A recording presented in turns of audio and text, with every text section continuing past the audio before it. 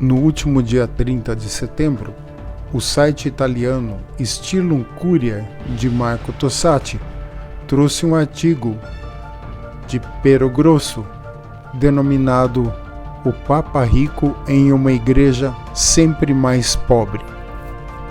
Nesse artigo, o jornalista italiano diz o seguinte: caros leitores de Stylum Curia, nós descobrimos essa notícia deliciosa, ou seja, simplesmente encontramos no jornal La Repubblica, mas com a sua habitual perspicácia, imediatamente notamos a sua importância no panorama atual da Igreja, em que o principal argumento agora parece ser, além dos imigrantes e da ecologia, o dinheiro. Eu lembro que João Paulo II, quando morreu, deixou muito menos, poucas coisas. E se não me lembro mal, em toda a sua vida ele nunca teve conta em banco, e nem mesmo como Papa. Tempos diferentes, papas diferentes. Assim começa o artigo. Os fundos obscuros de Bergoglio? Desta vez, o jornal do Papa, La Repubblica, talvez sem perceber, ganhou grande história. Em sua ansiedade de apoiar e defender o pobre Papa, um pardal manso, paciente, misericordioso, inocente de tudo, rodeado de abutres que enganam, traem, contornam, exploram, etc., causou-lhe não poucos danos por um deslize digno dos mais sofisticados especialistas da hermenêutica religiosa. A manchete, de 4 colunas na primeira página, diz: aqui está como o dinheiro do Papa foi roubado. Com o subtítulo: eles até sacaram 20 milhões de libras da conta confidencial do Papa. Não podemos acreditar. O Papa tem uma conta confidencial? Uma conta de 20 milhões de libras?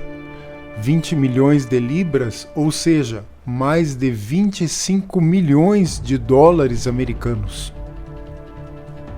Mas isso significaria que o Papa, populista, igualitário, imigratório e ecologista, na verdade é muito rico. E de onde veio todo esse dinheiro? E para que serve? E como é que um Papa tem uma conta confidencial? E nada menos do que em libras esterlinas. Nossa, eu disse a mim mesmo, o Papa ganha bastante, ao contrário do presidente do sistema de previdência social italiano. Mas por que em libras esterlinas? Por acaso seu salário é pago pela Rainha Elizabeth II? Quantos suspeitos, mamma mia, graças a esses negócios imobiliários feitos em Londres. Quando, dizem, João Paulo II apoiou financeiramente o Solidariedade de Lech Walesa, ele não o fez com uma conta confidencial. Mas você vê que esses fundos obscuros de Bergoglio, depositados em um paraíso fiscal alla carbonara e alla amatriciana, estão em libras porque ele não confia no euro e no dólar? Eu gostaria também de salientar que a curiosa, perturbadora e mórbida preocupação da República, o jornal, em proteger o Papa Bergoglio, enfraquece a figura do Papa da Santa Igreja Católica Apostólica Romana. Mas eles caíram nessa por engano ou fizeram de propósito? Você vê que o República simula o apoio a Bergoglio para destruir o Papa e o Papado? Coitadinho, vai escrever agora Rafael Brotero, seu amigo Scalfari também o enganou. Ao explicar continuamente que Bergoglio foi enganado e continuamente contornado em todas as suas ações por um bando de criminosos, por bem mais de 7 anos, o La Repubblica parece estar defendendo Bergoglio, mas na verdade faz a figura do Papa perder credibilidade, se é que o fez, deixou-se enganar por todos, incluindo seus amigos, nos últimos 7 anos. E tudo isso em uma igreja composta de golpistas, criminosos e empresas. É perturbador, não é? Ao dizer que lhe roubaram 20 milhões de libras esterlinas, o La Repubblica parece estar a afirmar que há ladrões à sua volta, mas também que guardavam tesouro, guardando 20 milhões de libras em uma das suas contas confidenciais. Enquanto o extremamente clerical La Repubblica mancheteia a sua emocionante defesa de Bergoglio em 4 colunas na primeira página, além das próximas páginas inteiras, o saque do Vaticano, o relato do Papa, também foi esvaziado. A mais secular e mais desiludido com Bergoglio, o Corriere della Sera, em vez disso se preocupa com as questões reais do país. Entre aspas, os industriais estão pressionando Conte, fecha aspas, relegando as novelas financeiras de Bergoglio, Bettel e companhia para as páginas de notícias internas, na página 24. Os leitores do Corriere estão mais interessados na pobre Itália e nos pobres italianos do que no rico Papa de uma pobre igreja que curiosamente parece se interessar apenas ao Repubblica. Assina o artigo Peso Grosso, através de Marco Tossati.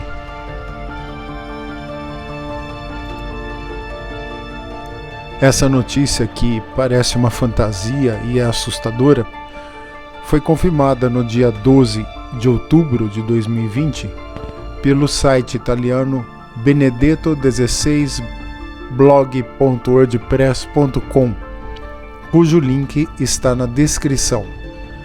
O blog traz a seguinte notícia: terremoto no Vaticano, referindo-se à conta bancária que Bergoglio mantinha em um banco suíço em libras esterlinas.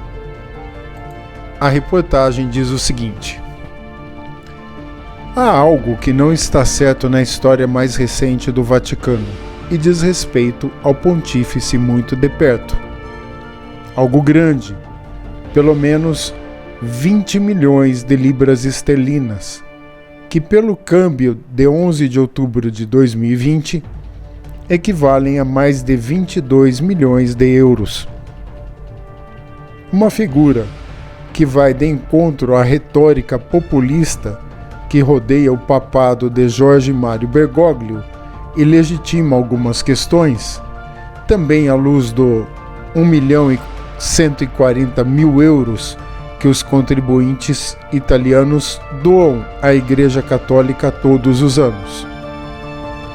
É normal que Bergoglio tenha uma conta confidencial do banco privado suíço UBS para que os documentos do Vaticano definem como sendo, abre aspas, um fundo discricionário criado em 2015 para despesas discricionárias do Santo Padre e autorizado por ele, fecha aspas.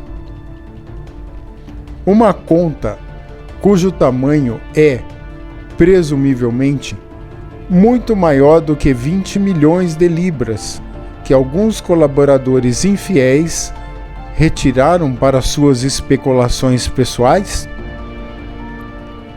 É normal, é crível que um funcionário da Secretaria de Estado Vaticana, este Fabrizio Tirabassi, junto ao Monsenhor Alberto Perlasca, que é ex-chefe do escritório que administra a moeda de São Pedro, ex-colaborador do cardeal Angelo Beccio, estão nomeando o magistrado por Bergoglio do Supremo Tribunal da Assinatura Apostólica.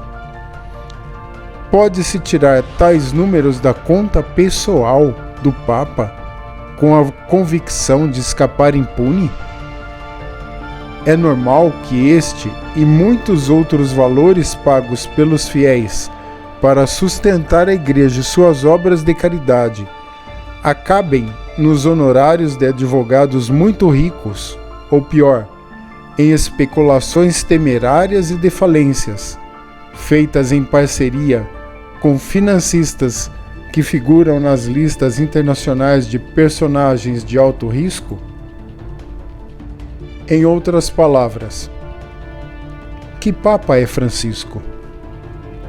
Por trás do grande moralizador dos costumes vaticanos, capaz de mostrar o punho cerrado, do pastor que quer uma igreja pobre e espera um comportamento irrepreensível dos que o rodeiam, vemos pela primeira vez um homem muito diferente. E bastante.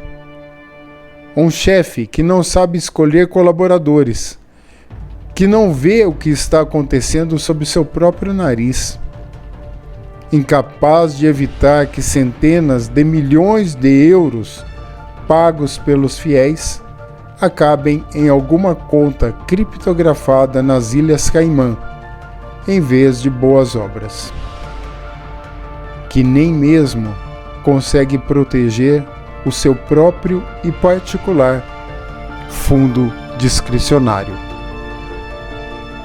E você, qual a sua opinião sobre isso?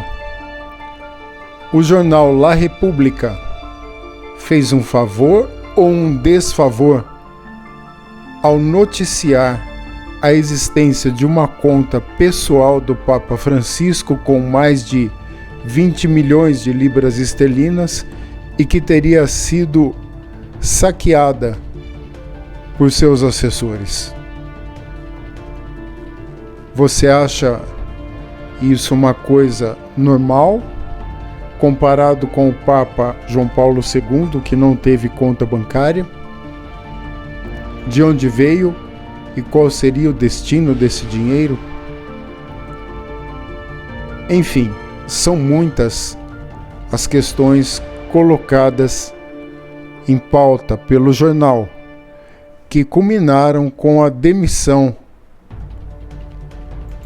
do cardeal Angelo Beccio, que foi noticiado como sendo uma renúncia ao cargo que ele exercia no Vaticano após um escândalo imobiliário.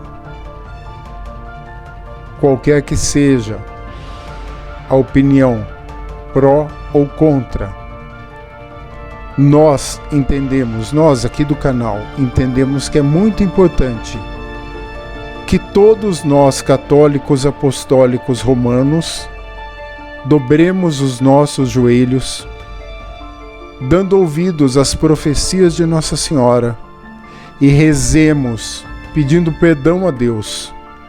Rezemos pelo Papa, rezemos pelos sacerdotes, rezemos pela Igreja, e peçamos ao Senhor que tenha misericórdia de nós, pois a crise que se instaurou nos últimos tempos é uma crise apocalíptica.